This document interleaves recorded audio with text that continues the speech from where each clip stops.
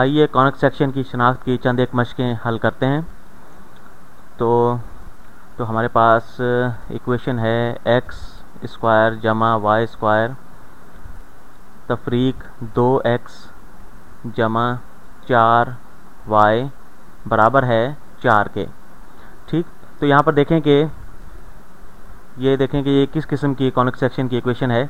तो यहाँ पर देखें कि एक्स स्क्वायर टर्म और वाई स्क्वायर टर्म मौजूद हैं, एक ही तरफ हैं इक्वेशन के, और दोनों मस्बत हैं और इनके कोफिशिएंट जो हैं वो एक जैसे हैं। और ये एक एलिप्स है और यहाँ पर हमें पता चल रहा है कि इसके अददी सर एक जैसे हैं, तो ये एक सर्कल होगा। ठीक, तो इसे हम कोशिश करते हैं कि हम इसे ग्राफ कर सकते हैं, नहीं हम इसे हल करते हैं। तो एक्स स्क्वायर माइनस 2x जमा कुछ हम इसमें जमा करेंगे इसे मुरब्बा करने के लिए, और इसमें जमा करते हैं फिर वाई स्क्वायर जमा 4y जमा इसमें कुछ हम जमा करेंगे इसे मुरब्बा करने के लिए, और ये बराबर है 4 के। ठीक, इस इक्वेशन को हमने इस तरह लिख लिया। अब जो है यहाँ पर हम -2 का आधा लेते हैं जो कि -1 है, और -1 का मुरब्बा जो है 1 होता है। और यहाँ पर चूँकि 1 हम जमा कर रहे हैं तो दाएं जानिब भी 1 जमा करना पड़ेगा। और यहाँ पर देखें कि 4 का आधा क्या होता है, 2 होता है, और 2 का मुरब्बा 4 होता है। तो इसलिए यहाँ पर दाएं जानिब भी हम 4 जमा करेंगे, क्योंकि हमने 4 जमा किया है, क्योंकि हम 1 से मुरब्बा कर रहे हैं, हम 4 जमा करेंगे दाएं जानिब। तो ये हो जाता है x तफरीक 1 होल स्क्वायर जमा y जमा 2 होल स्क्वायर, और ये बराबर है 5 और 4 ये हो गए 9। ठीक, तो हमारे पास स्टैंडर्ड फॉर्म आ गई सर्कल की। अगर आपको मालूम हो कि सेंटर पे हो अगर सर्कल, तो उसकी इक्वेशन होती है एक्स स्क्वायर जमा वाई स्क्वायर बराबर है आर स्क्वायर के, और 9 जो है ये हमारा आर स्क्वायर है, और आर जो है हमारे पास वो है 3 के बराबर। ठीक, तो यहाँ पर देखें कि ये शिफ्टेड है अपने ओरिजिन से ग्राफ के, इसलिए जो हमारे पास पॉइंट आ रहे हैं एक्स जो है वो 1 है और वाई की कीमत जो है वो -2 है। तो सेंटर जो है 1 और -2 पर है। तो यहाँ पर x जो है वो 1 है, और यहाँ पर इसे सिफर करने के लिए -2 आएगा। तो इसलिए यहाँ पर 1 और -2 हमारे पास सेंटर आ गया। तो हम इसे ग्राफ करते हैं इस सर्कल को। तो हम एक्सिस बनाते हैं, ये y एक्सिस बन गया और ये x एक्सिस बन गया। तो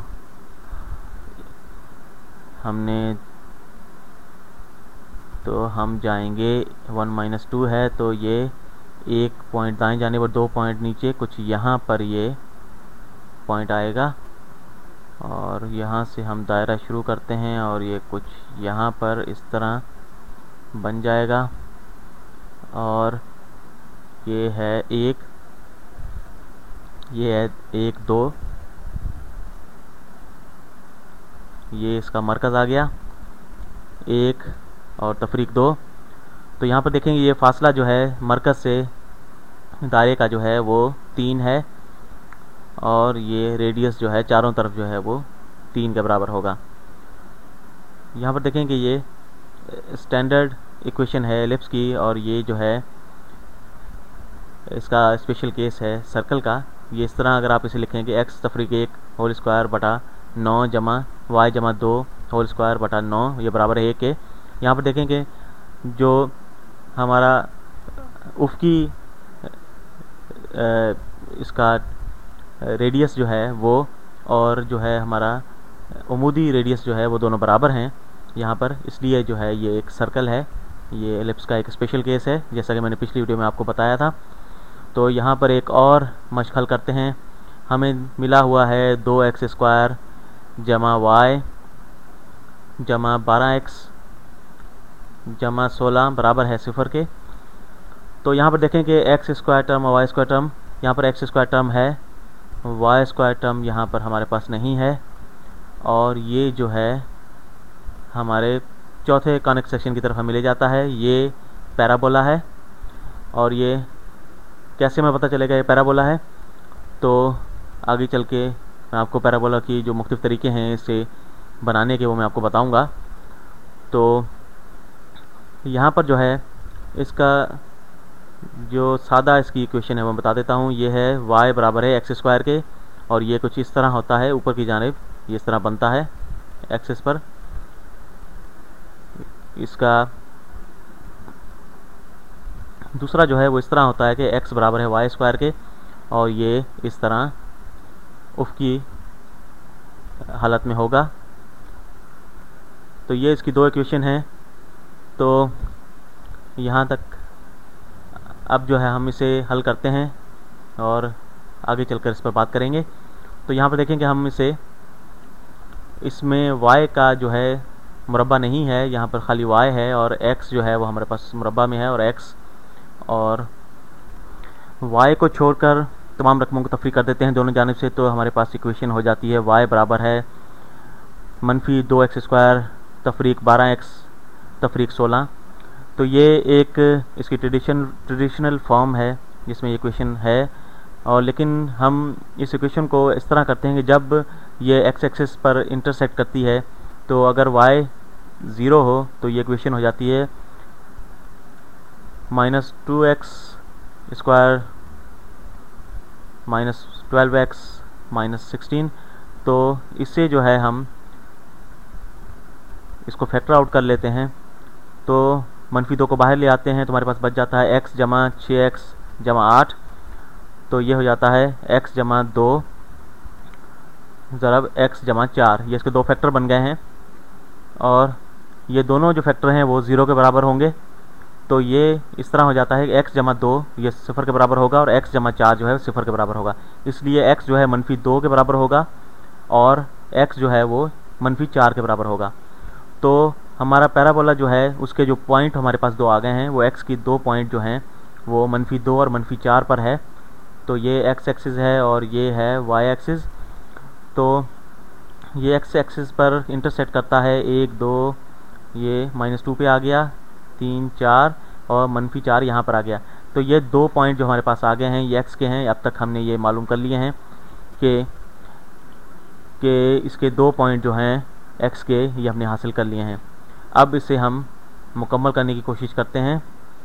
y बराबर है, इस इक्वेशन को हम दोबारा हल करते हैं, और x टर्म जो है इससे जो है हम फैक्टर आउट कर लेते हैं। तो -2 ज़रब x² जमा 6x जमा कुछ हम मदद डालेंगे इसे मुरब्बा करने के लिए, और तफरीक 16। ठीक। तो अब जो है इसे मुकम्मल मुरब्बा बनाने के लिए हम इसका आधा ले लेते हैं 6 का, जो 3 होता है, और 3 का मुरब्बा जो है वो 9 होता है। ठीक। तो ये अब तो यहाँ पर जब हम 9 जमा कर रहे हैं दाएं जानिब, तो इसको -2 से ज़रब देंगे 9 को, तो -18 हो जाता है। तो -18 जो है वो बाएं जानिब भी जमा करना होगा। ठीक। तो y में से हम तफरीक करेंगे 18। तो ये इक्वेशन कुछ इस तरह हो जाएगी, y तफरीक 18 बराबर है -2, और इसका मुरब्बा हम कर लेते हैं x जमा 3 होल स्क्वायर तफरीक 16। ठीक। और अब जो है अब हम इसको जो है 16 जो है वो दोनों तरफ जमा कर लेते हैं। तो y -2 हमारे पास बच जाएगा, और ये बराबर है -2 ज़रब x जमा 3 मुरब्बा। और यहाँ पर देखेंगे ये उसी पैटर्न पे आ गया है जिसमें हमने दूसरे कॉनिक सेक्शंस किए थे, y तफरीक 2 और x जमा 3 जो हमारे पास है। और इक्वेशन जो है वो कुछ इस तरह है, y बराबर x²। तो ये मैं x एक्सिस बनाता हूँ, x एक्सिस और y एक्सिस। तो यहाँ पर जब y बराबर है x², तो पैराबोला जो बनता है वो कुछ इस तरह उमूदी ऊपर की जाने बनता है। ठीक। और इसका जो पॉइंट जो है वो 0 पर है। ठीक। तो इस पैराबोला का मिनिमम पॉइंट या मैक्सिमम पॉइंट जो है वो 0 पर है, और इसके बारे में हम आगे चलकर बात करेंगे। लेकिन आप इसे पहचान सकते हैं कि इसका निचला हिस्सा या ऊपर का हिस्सा u का किस तरफ है, या पहचान सकते हैं आसानी के साथ। अगर इक्वेशन कुछ इस तरह हो, y बराबर है -x², तो ये पैराबोला कुछ इस तरह बनेगा नीचे की तरफ। अगर मैं बनाना चाहूँ y बराबर है 2x², तो ये जो है इसी तरह ऊपर की जाने भी होगा, लेकिन ये कुछ तेज़ होगा, कुछ इस तरह। ठीक। इसका जो है इसी तरह अगर y बराबर हो -2x² तो ये नीचे की जानिब होगा, और लेकिन ये दुगना तेज़ होगा उससे। ठीक, तो ये जो इक्वेशन है हमारे पास ये इसी तरह है, y बराबर है -2x²। ये इसी शेप में है हमारे पास जो ये इक्वेशन है, और यहाँ पर जो ओरिजिन है ये हमारा शिफ्ट हो चुका है, ये 0 पर नहीं है। तो यहाँ पर y जो है वो हमारे पास 2 है इस टर्म में, और y को 0 करने के लिए हमें 2 डालना होगा, तो 2 में से 2 तफरीक करेंगे तो 0 होगा। इसी तरह x जो है वो -3 होगा, तो इसमें 3 जमा करेंगे तो ये 0 होगा। तो यहाँ पर हमारे पास जो ओरिजिन है वो 2, x जो है वो -3 है और y जो है हमारे पास 2 है। तो 1 2 3, -3 यहाँ पर आ गया, 1 और 2 y यहाँ पर आ गया, तो ये पॉइंट यहाँ पर आ जाएगा हमारे पास। और ये 2 पॉइंट हम पहले से ही जानते हैं, तो अब जो है हम आसानी के साथ इसकी जो हम जानते हैं कि ये जनरल शेप है इस इक्वेशन की, और ये नीचे की तरफ खुलेगा और थोड़ा सा तेज़ होगा, तो ये कुछ इस तरह बनेगा। ये हम बना लेते हैं, ये यहाँ पर कुछ इस तरह पैराबोला बनेगा। ठीक, तो ये हमने बना लिया है, और जितने भी कॉनिक सेक्शन थे उनको हमने यहाँ पर कर लिया है अब तक। और मेरा ख्याल है अब आप तैयार हैं अलजेब्रा के टेस्ट के लिए, और मैं आपसे इजाज़त चाहूँगा।